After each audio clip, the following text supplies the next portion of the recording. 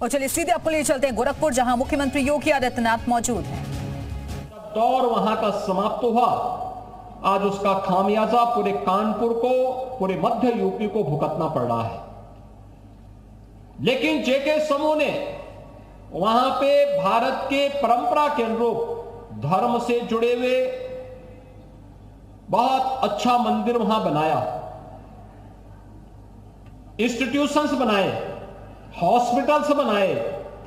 आज भी जो जनता जनार्दन की सेवा वहां पर दे रहे हैं, औद्योगिक गतिविधियां उनकी चल रही हैं, लेकिन साथ साथ सेवा के प्रकल्प को भी उन्होंने उसके साथ जोड़ करके जिस प्रकार से वहां पर महिलाओं के स्वावलंबन के लिए, सशक्तिकरण के लिए कार्य किया है, यह अत्यंत सराहनीय है, अभिनंदनीय है।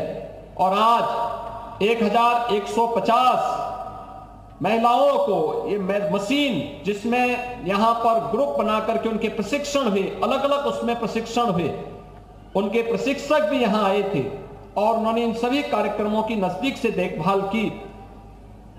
आज यहां पर इन सभी समूहों को ये मशीन वितरण का कार्यक्रम हो रहा है।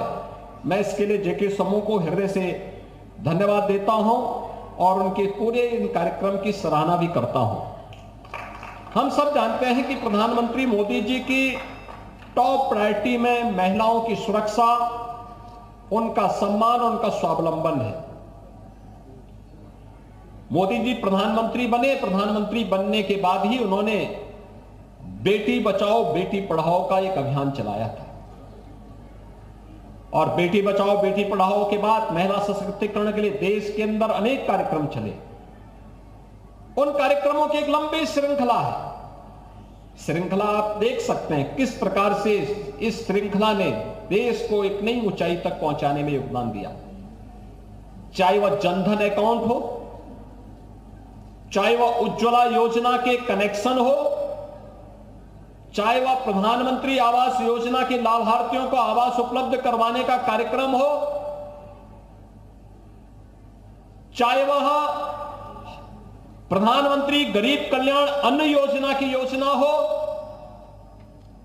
या फिर ये लंबी श्रृंखला मातृ वंदना योजना का है, और भी अन्य तमाम कार्यक्रम चले। और वो चलते चलते आज वहां तक पहुंचे हैं कि मोदी जी ने नारी बंधन अधिनियम, जिसमें देश की संसद और देश की विधानसभा में भी अब महिलाओं को 33% आरक्षण प्राप्त होगा, वे सांसद और विधायक भी चुनकर के जाएंगी आने वाले समय में।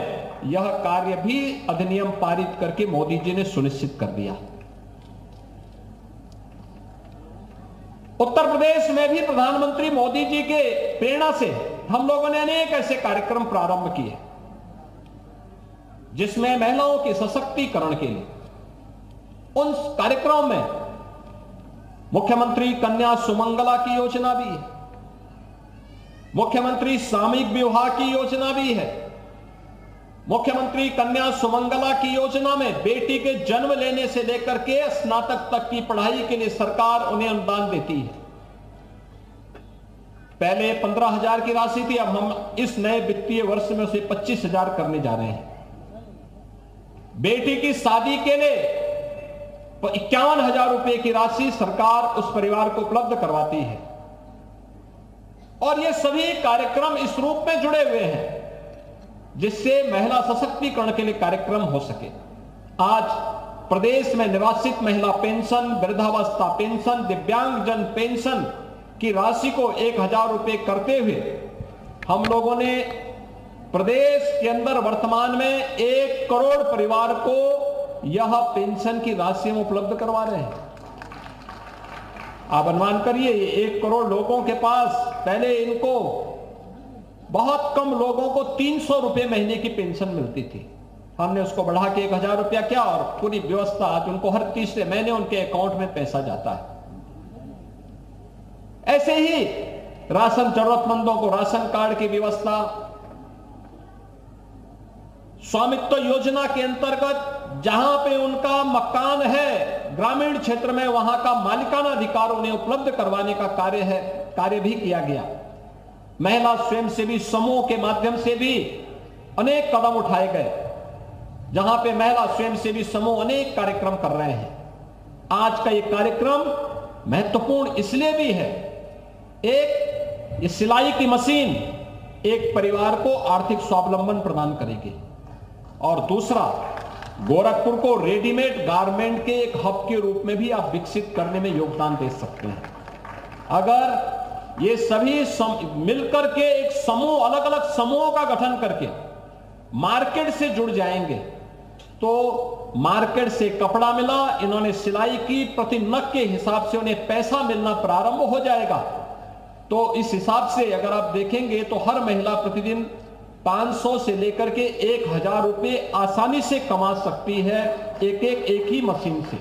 लेकिन इसके लिए हमें और प्रयास करना होगा, समूह बनाना पड़ेगा, रेडीमेड गारमेंट के साथ मार्केट से जुड़ना पड़ेगा, और इस व्यवस्था के माध्यम से आप बड़ी संख्या में आधी आबादी के सशक्तिकरण और उनके स्वावलंबन का मार्ग प्रशस्त कर सकते हैं। एक अभिनव प्रयास है। मैं जेके समूह को इस कार्य के लिए हृदय से धन्यवाद देता हूं, उनका अभिनंदन करता हूं।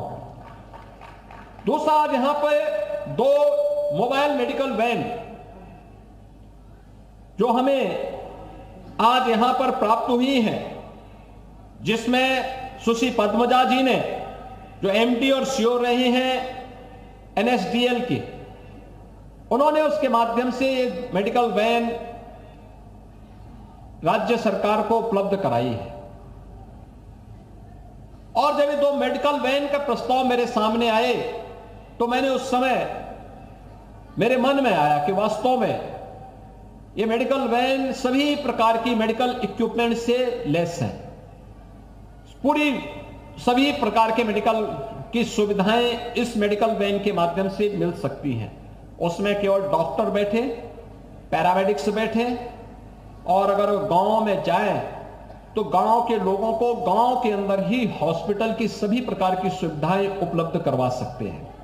और इस दृष्टि से इसके लिए कहां इन मेडिकल वैन को उपलब्ध करवाना है, तो मुझे लगा कि पूर्वी उत्तर प्रदेश के 2 प्रमुख क्षेत्र, एक जिसमें वाराणसी के माध्यम से सेवा भारती पहले से वहां पर इस कार्यक्रम को कर रही है, और वहां पर इस कार्यक्रम के माध्यम से उन्होंने वाराणसी में मुसहर जनजाति से जुड़े हुए लोगों के लिए चंदौली के नौगढ़ के माध्यम से जितने भी जनजातीय समूह हैं उनके बीच में जाकर के सेवा के एक बड़े प्रकल्प को आगे बढ़ाया है।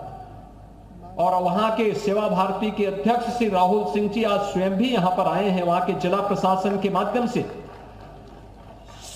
सेवा भारती इस कार्यक्रम को आगे बढ़ाएगी, जो वहां के वनवासियों के बीच में, जनजातीय समुदाय के बीच में इस कार्यक्रम को लेकर के कार्य करेगी। तो ये वाराणसी के लिए वहां के जिला प्रशासन के माध्यम से इस वैन का संचालन वहां पर होगा, जहां पे डॉक्टर, पैरामेडिक्स और अन्य प्रकार की सुविधाओं का संचालन वहां से उपलब्ध करवाया जाएगा। जरूरतमंदों को दवा उपलब्ध करवाना, आवश्यक जांचें करवाना, ये सुविधाएं वहां पर होंगी।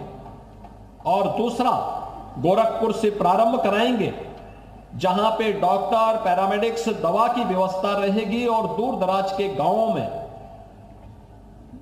मलिन बस्तियों में, बनटांगिया गांवों में, थारू जनजाति से जुड़े हुए गांवों में, मुसर समाज से जुड़े हुए लोगों के गांवों में, भारत नेपाल की सीमावर्ती क्षेत्रों में इस मेडिकल वैन का उपयोग करके यहां पर मेडिकल की स्वास्थ्य सुविधा उन दूर दराज के गांवों में जहां डॉक्टर प्रत्यक्ष पहुंच नहीं पाता है, वहां पर यह मेडिकल वैन एनएसडीएल और एसबीआई के माध्यम से वहां पर पहुंच करके, प्रशासन के सहयोग से वहां पर पहुंच करके उन जरूरतमंदों को ये सुविधाएं उपलब्ध करवाएगी।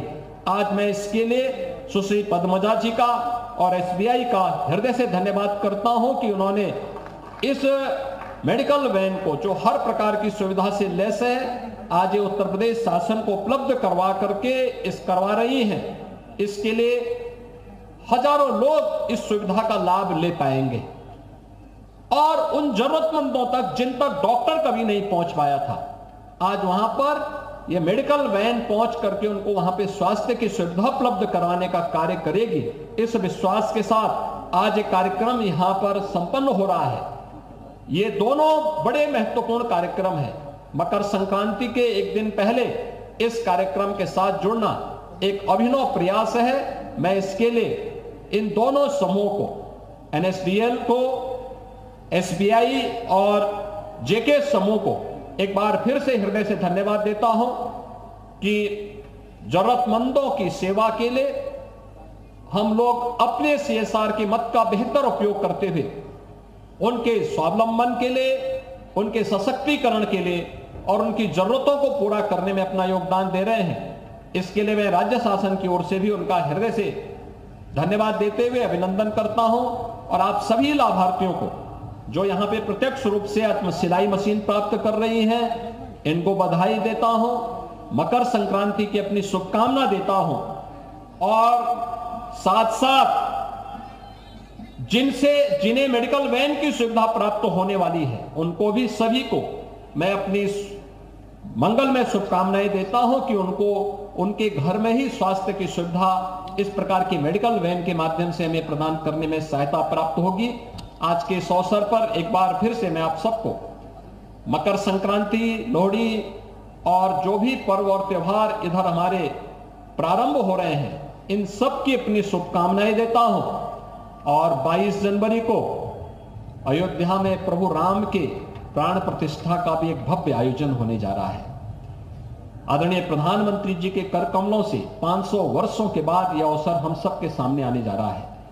स्वाभाविक रूप से हर सनातन धर्मावलंबी, हर भारतवासी प्रफुल्लित है और प्रफुल्लित इसलिए है कि यह 500 वर्षों के बाद कई पीढ़ियों ने अपने आप को खपा दिया इस आंदोलन के साथ, इस अभियान के साथ, और आज वो अवसर हम सबको प्राप्त हो रहा है।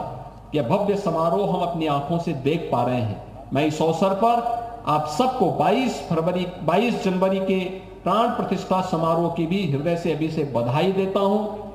हमारा दायित्व क्या होगा कि कल से स्वच्छता के कार्यक्रम, हमारा घर परिवार साफ सुथरा रहे, गांव साफ सुथरा रहे, मोहल्ला साफ सुथरा रहे। पहला काम, क्योंकि ईश्वर वहीं आते हैं जहां साफ सफाई रहेगी। दीपावली के पहले, पर्व और त्योहार के पहले हम अपने घर की लिपाई पुताई पोछा लगा के सब साफ सुथरा करके रखते हैं।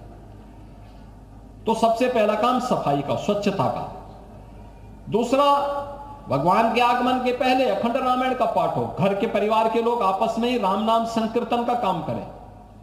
परिवार के लोग ही आपस में बैठ करके कार्यक्रम कर सकते हैं। गांव के लोग मिलकर के देव मंदिर में भजन कीर्तन का कार्यक्रम कर सकते हैं।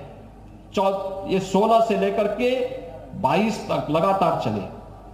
22 को जब अयोध्या का कार्यक्रम चल रहा हो, उसको हम लाइव देखें कैसे कार्यक्रम अयोध्या का हो रहा है। 500 वर्षों के बाद याद करिए कितनी पीढ़ियां खप गई। आपके पूर्वजों ने भी उसमें योगदान दिया होगा, किसी न किसी रूप में योगदान दिया होगा।